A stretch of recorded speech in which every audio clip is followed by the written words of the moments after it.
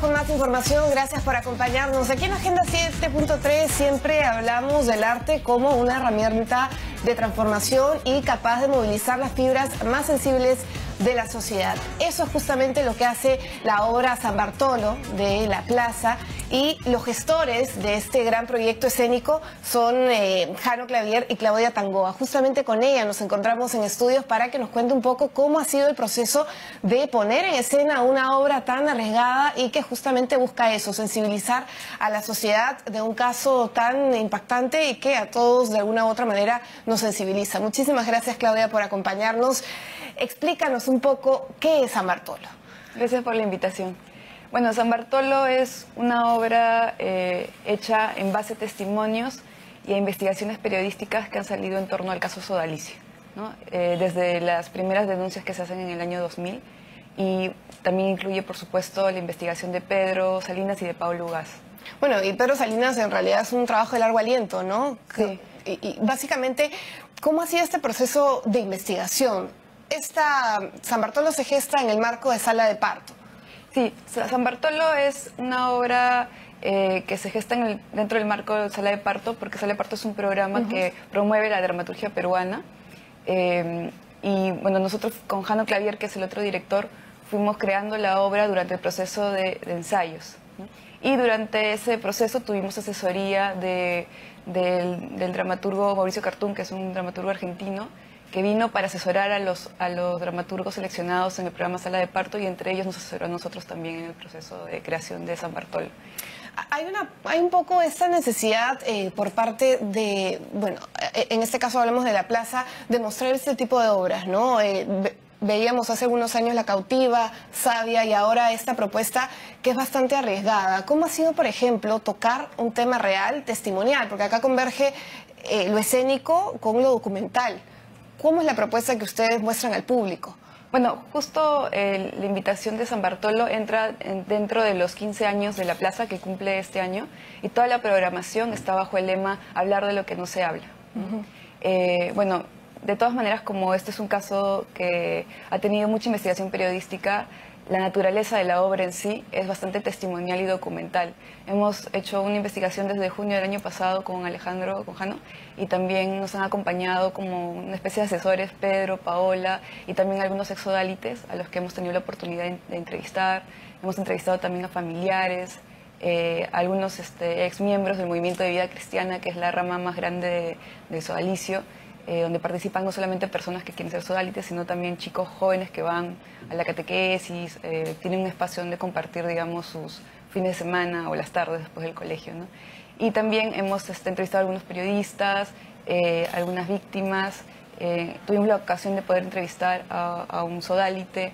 Y bueno, en base a esa información que fuimos acumulando, a los testimonios, a las cosas que ya han salido, hay mucha gente que ya ha investigado, hay muchos exodalites que ya han hablado en sus propios espacios como blogs, por ejemplo, ¿no? Desde hace mucho, en realidad, hemos podido acumular todo un universo de información, de datos, y dentro de todo eso lo más difícil ha sido escoger de qué queríamos hablar, por dónde íbamos a abarcar tremendo caso, que es en verdad una gran responsabilidad, ¿no? Eso ha sido lo más complicado.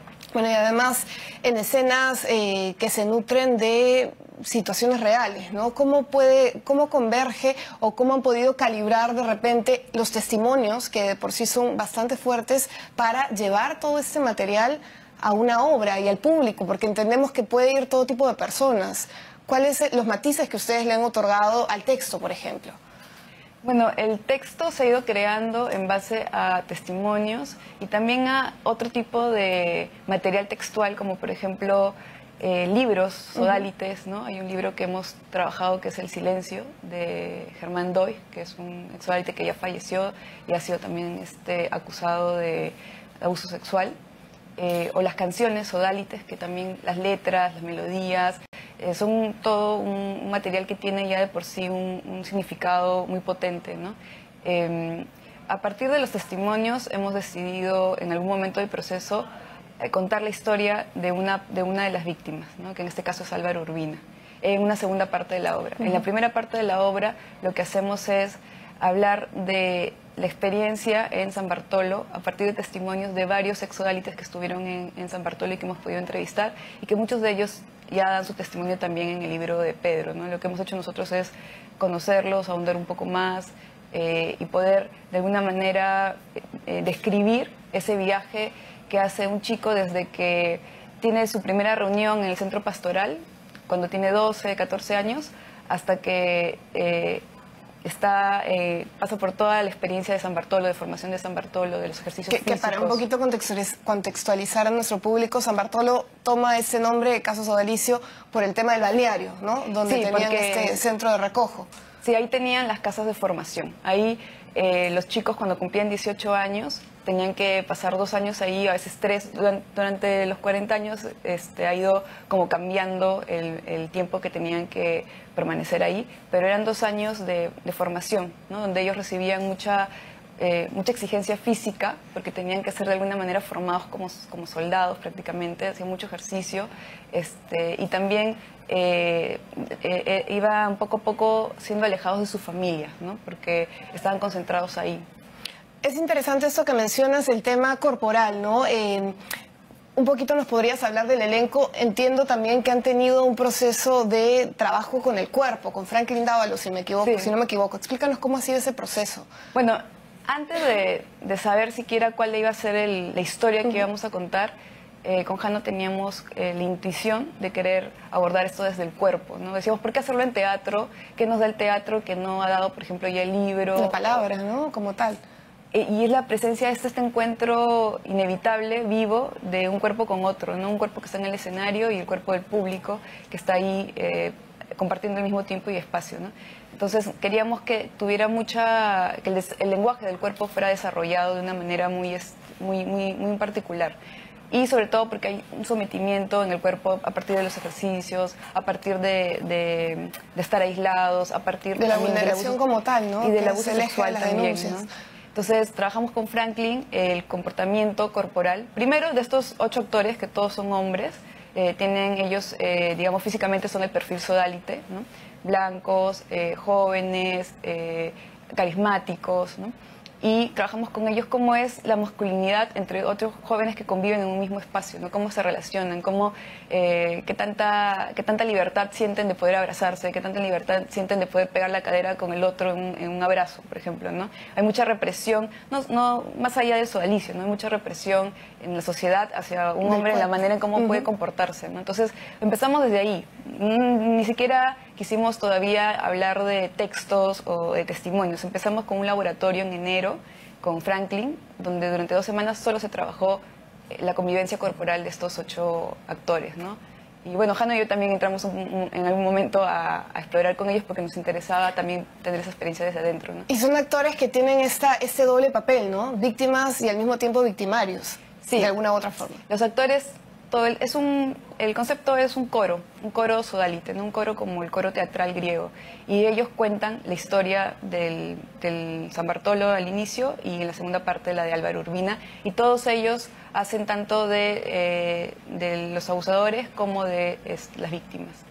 Bueno, finalmente, Claudia, es una obra, como lo decimos, que toca fibras bastante sensibles porque es una ficción, por decirlo de alguna manera, porque es en escena, pero que se nutre de aspectos de la realidad. ¿Qué tanto funciona este teatro de denuncia? Lo comentaba antes de la entrevista contigo, ¿no? Está Ñaña, está Bicentenaria, ahora viene San Bartolo. ¿Cuál es el impacto que crees que genera este tipo de propuestas escénicas en el espectador, en el público que va noche a noche?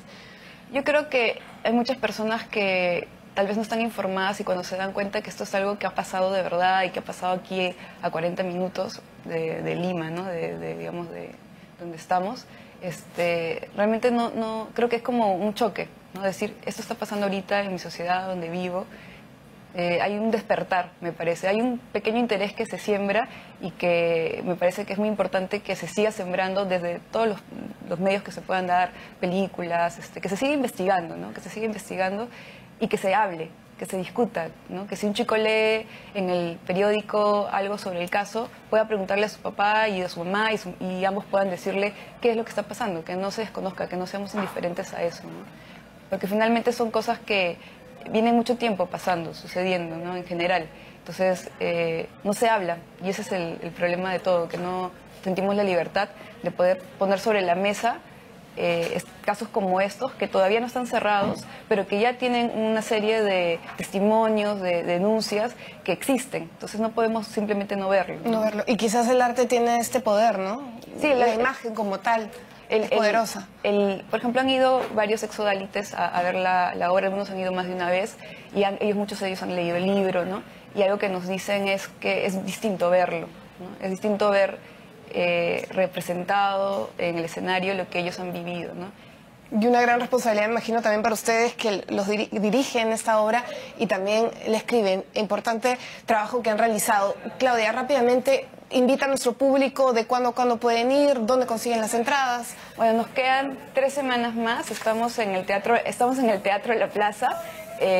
Pueden conseguir las entradas en Teleticket o en las mismas boleterías del teatro. Solamente nos quedan 3 semanas. Vamos hasta el 20 de agosto. Bueno, muchísimas gracias, Claudia Tangoa. Muchísimas gracias a ustedes. Nos reencontramos mañana en Agenda 7.3.